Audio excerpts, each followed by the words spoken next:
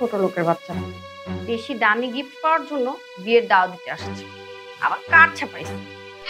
এদের যন্ত্রণায় না আর বাঁচলাম না।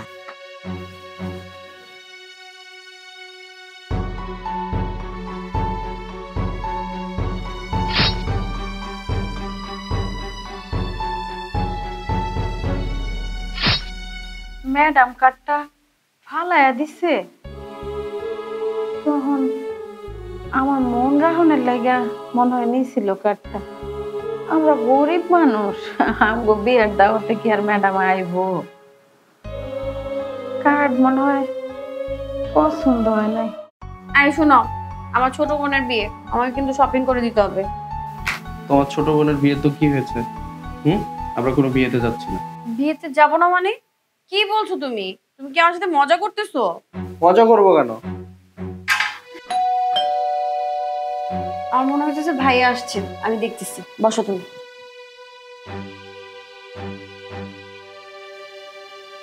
আরে আবির, কি অবস্থা? কেমন আছো ভাইয়া? এই তো ভাইয়া। আবির, শুনছই তো ছোট বোনের বিয়ে, দাওয়াত দিতে আসলাম। এই যে বিয়ের কার্ড।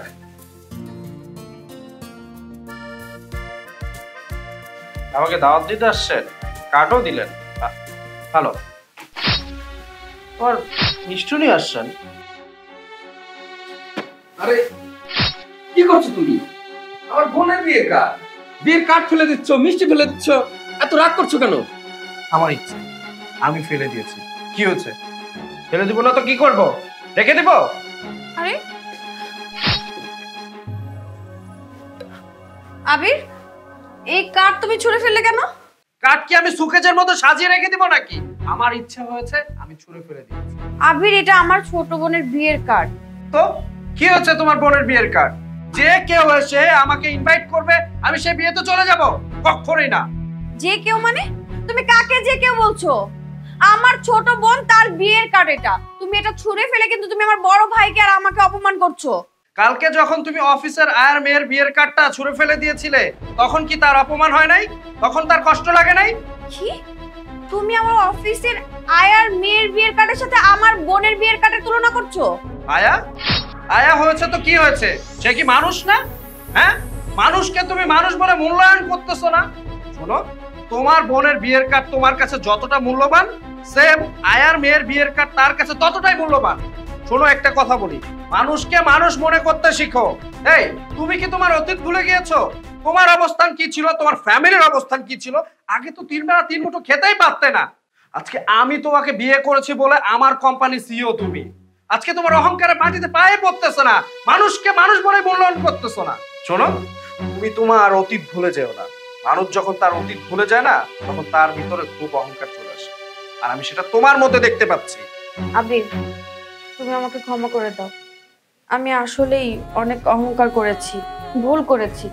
তুমি আজকে এতগুলো কথা যদি না বলতা, তাহলে আমি আসলে বুঝতেই পারতাম না আমার ভুলটা।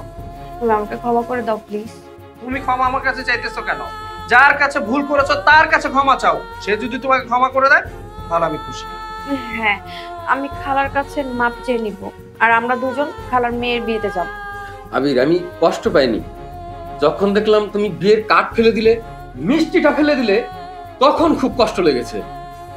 আর এখন বুঝতে পারছি আসলে ভুলটা তোমার না, আমার বোনের। এবং আজকে অনেক চরম একটা শিক্ষা নিয়ে গেলাম তোমার কাছ থেকে। আচ্ছা ঠিক আছে, তোমরা বসো, আমি নাস্তা নিয়ে আসছি। ভাইয়া বসেন।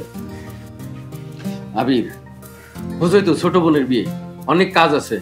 তুমি অফিসের সব কাজ সেরে তুমি কিন্তু 7 দিন আগে আমাদের বাড়িতে চলে আসবে। হ্যাঁ, আমি তো এটা পারবো না। আপনার বোন 7 দিন আগে কেন, 10 দিন আগে চলে যাবে, কোনো সমস্যা নাই।